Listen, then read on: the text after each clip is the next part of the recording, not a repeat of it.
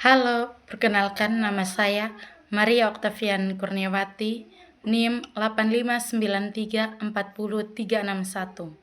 Saya mahasiswi Universitas Terbuka Kupang, Salut Madawat. Video ini dibuat untuk memenuhi tugas filsafat ilmu ketiga. Nomor 1. Makna pilar dalam konteks pendidikan sebagai dasar atau tiang penguat sistem pendidikan. Pilar dalam pendidikan dapat diartikan sebagai dasar atau tiang penyangga yang menjadi landasan dalam penyelenggaraan pendidikan.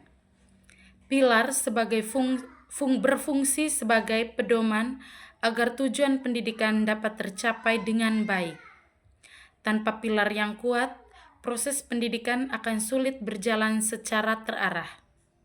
Oleh karena itu, pilar pendidikan menjadi fondasi yang penting dalam membentuk peserta didik yang berilmu, berkarakter, dan memiliki keterampilan yang diperlukan dalam kehidupan.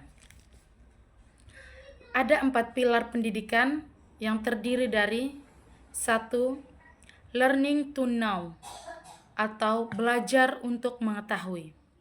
Kedua, learning to do, belajar untuk berbuat atau berkarya.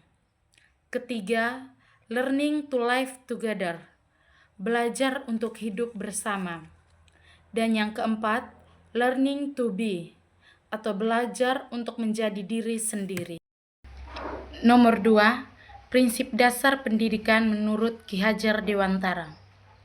Ki Hajar Dewantara mengemukakan 3 prinsip dasar pendidikan yang masih relevan hingga saat ini. 1. Ingarsa sung tulodo, berarti di depan memberi teladan. Guru harus menjadi contoh yang baik bagi para peserta didik dalam sikap, perilaku, dan tindakan sehari-hari. Yang kedua, ingmadia mangun korso, berarti di tengah membangun semangat.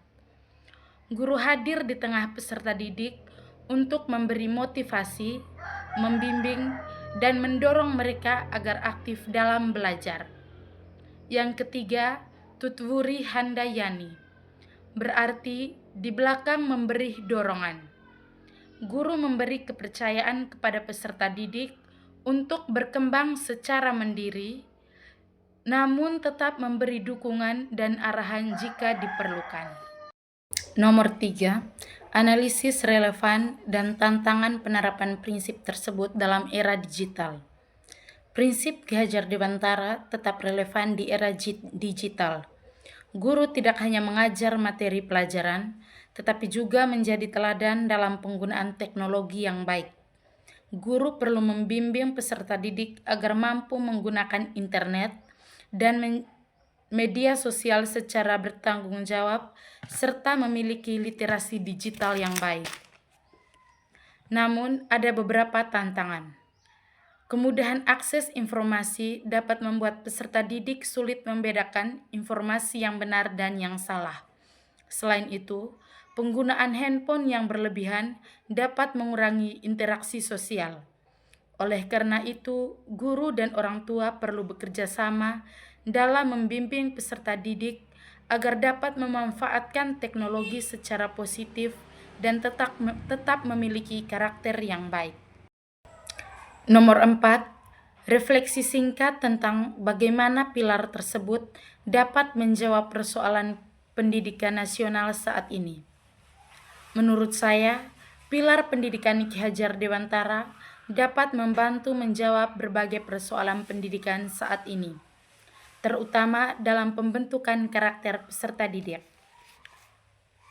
Ketika guru menjadi teladan, memberi motivasi, dan mendukung perkembangan peserta didik, maka proses pendidikan tidak hanya berfokus pada pengetahuan, tetapi juga pada pembentukan sikap dan nilai-nilai positif.